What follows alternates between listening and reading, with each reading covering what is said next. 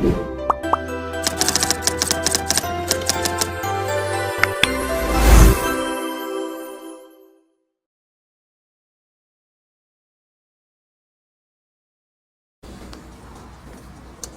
Assalamualaikum warahmatullahi wabarakatuh to all of you, and especially to TS Muhammad Nazri bin Zainal, which is lecturer program Technology Electronic KVMT.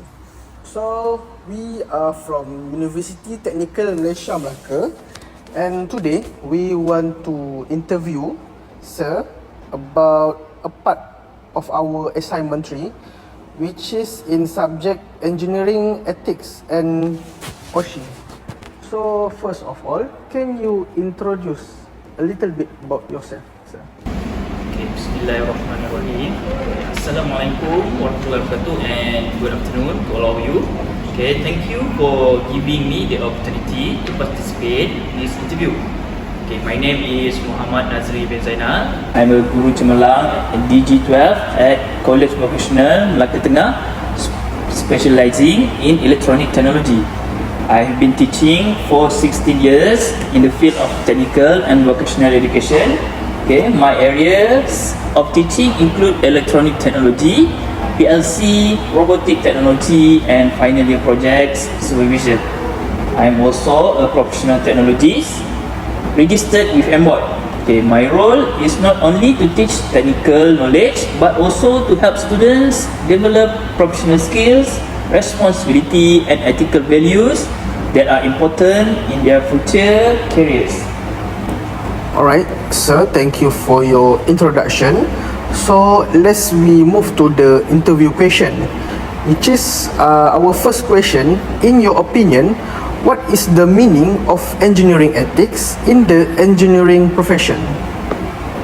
Okay, engineering ethics refers to the moral principles and professional standards that guide engineers and technologists in their work.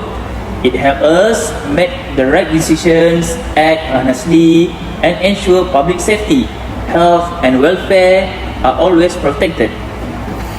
Okay, so for the second question, do you think engineering ethics subject is still relevant to the current industry? Yes, engineering ethics is still very relevant today. Technology is developing rapidly and professionals face many responsibilities. Ethics help us make responsible decisions, avoid misconduct, and maintain public trust. So, for the next question from me, are you familiar with the BEM Code of Professional Conduct and how important it is code engineering especially in Malaysia? Yes, I'm aware of the BEM Code of Professional Conduct.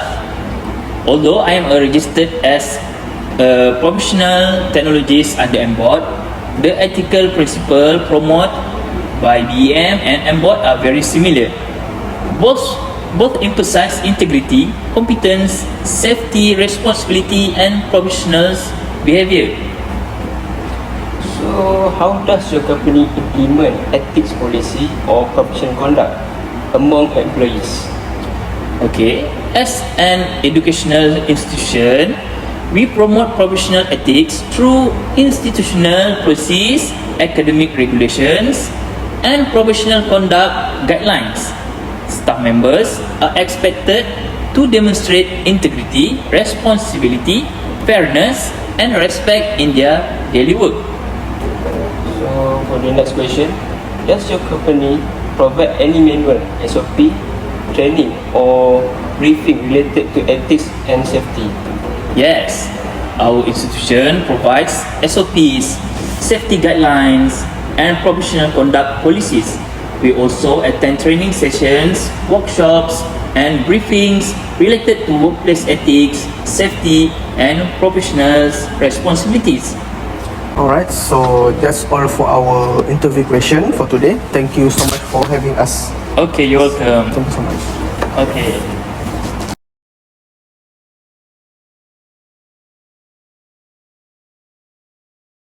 So, Assalamualaikum warahmatullahi wabarakatuh, and very good afternoon, sir. So, first of all, I want to say thank you so much to giving us the opportunity to conduct this interview. And then first of all, my name is Muhammad Demokrasi bin Zulkifli. I the representative of my team from University Technical Malaysia Melaka. Together with my group members, we are conducting this interview as a part of our assignment for OSHA. So the purpose of this interview is to gain insight into the application of engineering ethics, professional conduct and ethical decision making in the workplace. The information shared will be used for academic purposes only. So we greatly appreciate your time and willingness to share your experience with us. So we will start the interview with the first question. So sir, could you please introduce yourself a little bit, your position, your company background and your years of experience in the engineering field, sir? Okay, my name is Engineer Ishan Barat Kumar Patel. I've been working with Tenaga Nasional for the past 17 years.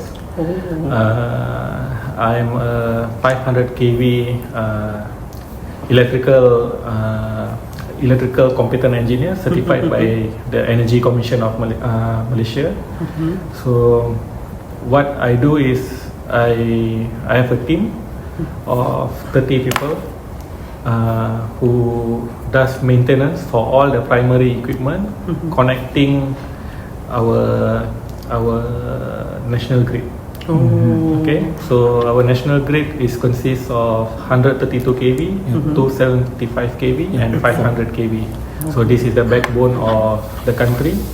So my task together with my team is to maintain all the primary high voltage equipment which connects to the national grid. So you are covering the area of Melaka? Yes, so I'm only covering the area, not only Melaka, I'm covering from Melaka right up to the northern of Johor, which is Muar, Sungai Mati, Tangkap, Bukit Kepong, Segamat and Jementah. That's the area that you are covering, right? Okay, so for the next question is, in your opinion, is the engineering ethics subject still relevant into the industry, and why is it important for engineers? Okay, engineering ethics is very relevant to the industry. Why? Because engineering ethics need to be emphasized on every engineer, because when we are working in this industry, it does not only involve ourselves, but it also involves the people who are working with us, the safety of our employees. Yes. Secondly, the safety of our assets, and thirdly, the image of the company. So engineering ethics is very important to make sure that we are always ethical in doing our work. Alright. So how does your company ensure that engineering work and decision making comply with the ethical standards and professional responsibilities? Okay, so as I mentioned just now, when we have a safety manual prescribed, we have a maintenance manual prescribed, and also environment SOP prescribed. So we have audits being carried out by CIRIM. We have also third-party audits carried out by the international bodies to make sure that whatever maintenance work or whatever program which is being done by us will be audited. So that is how the company makes sure that we are always ready and always ethical in doing our work. Okay, for the next question, how do ethical engineering practice affect the company reputation, safety, productivity and working environment? Okay, let me give you an example. Probably like 2 weeks ago, we have a project where we have to install one auto transformer at in a substation in Melaka, but for the transformer to pass into the substation, there is this live conductors passing above the transformer. So we have insufficient clearance, insufficient electrical clearance for the transformer to pass by. So as an engineer, we have to make sure that whatever action or decision we take, we must make sure that it does not we have to be very responsible to make sure that it does not affect the people who are working with us.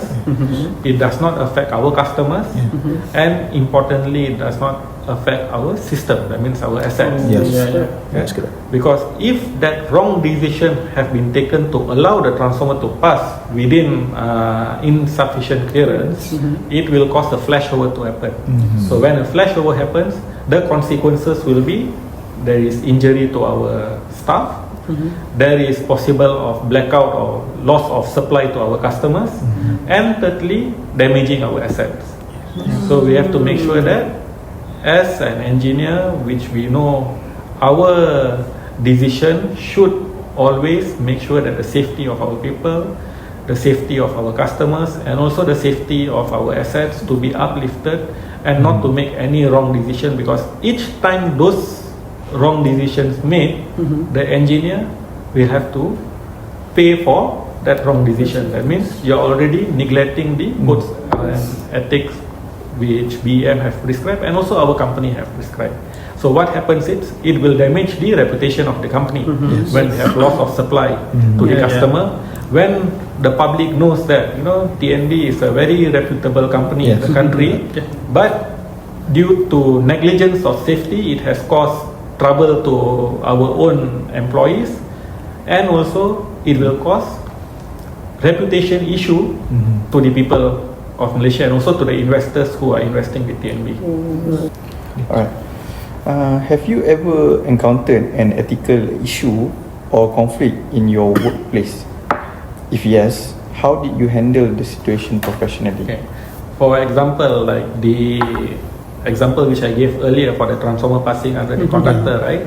So I have my contractor saying it is safe to work. That means it is safe for the transformer to pass through the live conductor. But to me, it is not safe.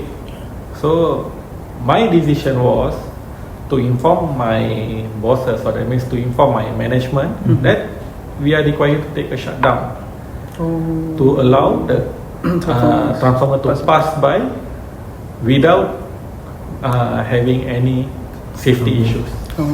So that is the conflict. Because if I go against, or I just follow what my contractor says, when we already have a SOP where you don't have sufficient clearance, then that will be an issue.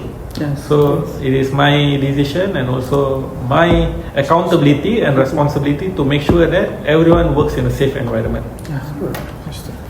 So for the last question, are you involved in any professional organization or activities such as BEM, IEM, CSR programs, or engineering related community services? How do these activities help develop ethical values? Okay, so the only activity which I involve is in competency upgrading. So what I do is I interview candidates for which is mostly related to TNB, but in accordance to BEM, IEM, and other ethical bodies or other bodies which is related to the engineering field, like MBOD. Okay, so I help engineers in TNB, especially in my office, for them to be prepared to get their professional certificate, either from IEM, from BEM, or also from MBOD. How long does this training take? It depends on the individual, especially. Okay, so according to BEM, you must be registered as a graduate engineer for 3 years before you could apply for professional engineer, right? So there are cases where engineers have already have 13 years, 14 years worth of experience, but they still did not register themselves as professional engineer. So my role is to make sure that all young engineers come into TNB, especially in my department, to register themselves as graduate engineer first, and within 3 years push them to get the professional certificate. So while as a student, what do you recommend us to do at the future? Okay, so once you have received your transcript and also your scroll, your degree scroll, straight away register as a graduate engineer. Get a job, because your time calculates the day of you register as a graduate engineer and you have working experience. So along that 3 years, gain as much exposure available in your industry wherever you work, either with a consultant or you work with the university or you do research. So make sure that you know what the requirement of a professional engineer needs, what they need to be a professional engineer, prepare accordingly based on that. So for example, if you need to prepare certain projects or you have to prepare yourself for certain criteria to obtain those certificates, read up whatever they need in that requirement and make sure that by the 3rd year, you are already ready to submit your application as a professional engineer. So we actually appreciate that your cooperation for this interview, and on behalf of my teammate, I will say thank you so much once again. And we wish continue for your success in the future. Thank you. So thank you so much, sir. Have a nice day. I also like to tell all of you to, you know, like what I said just now, go for your passion and be successful, because being in this engineering field, don't think that you will only be an employee, but there are many engineers today who are also CEO of big companies, right? So all the best to you, all the best for your what you call FYP, for your industrial training, because who haven't done your industrial training, because industrial training is also important where you can find your passion. FYP is also important where you will know your passion and find the right company for yourself. Thank you, Thank you very much.